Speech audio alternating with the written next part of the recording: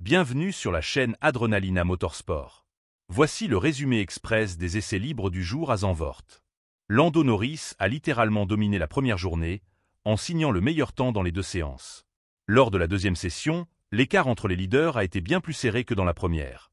Le pilote britannique n'a devancé Fernando Alonso, Aston Martin, que de 87 millièmes, avec Oscar Piastri juste derrière à seulement 89 millièmes de son coéquipier. Cette saison, on remarque que les écarts en essais libres, et même en qualification, sont incroyablement serrés. Mais en course, l'histoire change souvent, certaines équipes réussissant à imposer un rythme bien supérieur.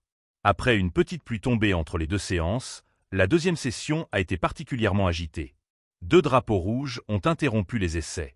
Le premier après le gros crash de Lance Stroll dans le virage 3.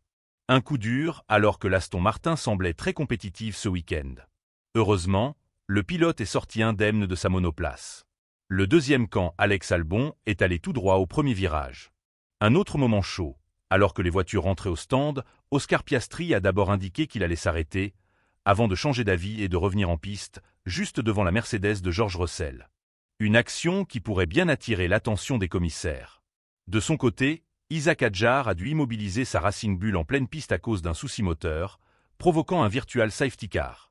Pendant la séance, Lewis Hamilton, déjà auteur d'un tête-à-queue dans la première session, a encore perdu le contrôle de sa Ferrari et est parti en travers. En fin de journée, la Scuderia a tout de même montré un léger mieux.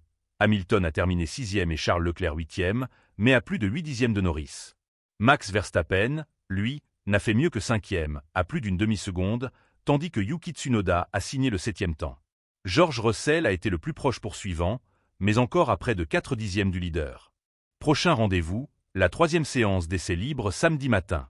Alors, selon vous, la McLaren peut-elle encore trouver du rythme ou Aston Martin est-elle prête à créer la surprise ce week-end?